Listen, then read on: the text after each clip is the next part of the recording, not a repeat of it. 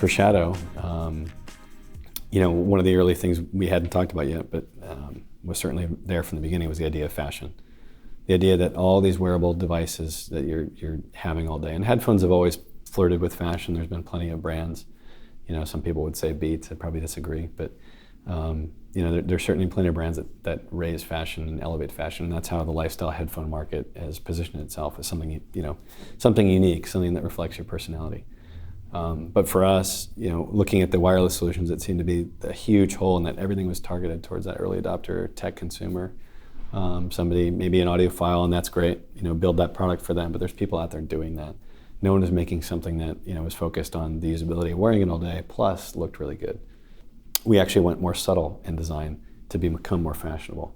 So, we started with a female consumer when we started with our mood boards, which is a little bit unusual because we don't necessarily design for gender here, but realizing that there's some unique factors. If I'm a woman, the things that I'm wearing in my wardrobe is very different than a man, and there's a lot more that you have to think about, a lot more accessorizing going on, a lot more factors, everything between, how are you going to wear your hairstyle that day? Most guys are wearing short hair, so we don't have to think about it. We'll wear anything. We don't care if our hair gets messed up. And so when we put that up there were some interesting things that started to evolve. Okay, well, actually it needs to be smaller in scale than we originally intended. It needs to not have lots of bling in it because maybe they're wearing other accessories, other jewelry.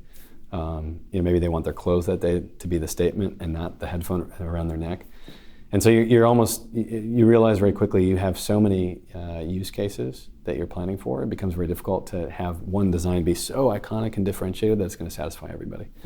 And so we chose to innovate a little more through color and materials and kind of downplay the design, make it really, really seamless.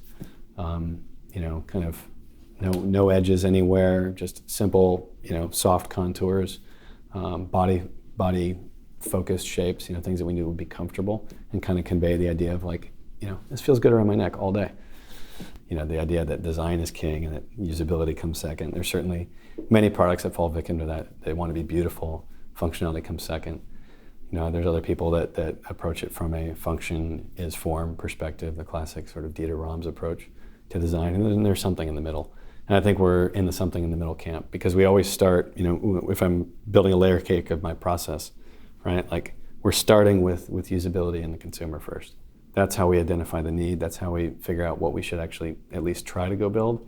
Then we're adding layers of user research and testing and innovation with materials or, fit or function in the case of a speaker. How is that going to sound? What's the most important audio experience?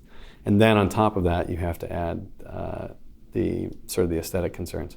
But sometimes there's a little bit of a back and forth when you get to here, in the sense that what you want to do aesthetically may be so cool and so different that sometimes you have to go back and revisit a few of these things and challenge those assumptions again. So in other words, it's not a linear process. It's not always smooth.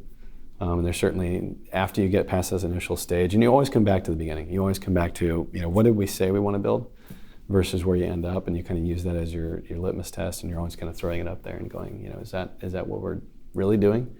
But once you have a design, once you get that aesthetic concerns, you definitely have to figure out, production, can I make this? 2, am I compromising the design if I want to do the functionality I originally intended? And 3, is it worth it? Is that compromise just for aesthetic sense? Is that going to make such an impact in the marketplace or with the consumer, with their emotional attachment to the object? Is that really worth that trade-off that now, maybe it's not going to sound as good or what have you? So that was, I guess, those were some of the trade-offs, the things we originally thought we wanted to go do. We put up the idea of hey, it should be fashionable and really, really cool looking and nothing else you've ever seen. Eventually, we kind of walked ourselves off that ledge and came back to, actually, it should be invisible.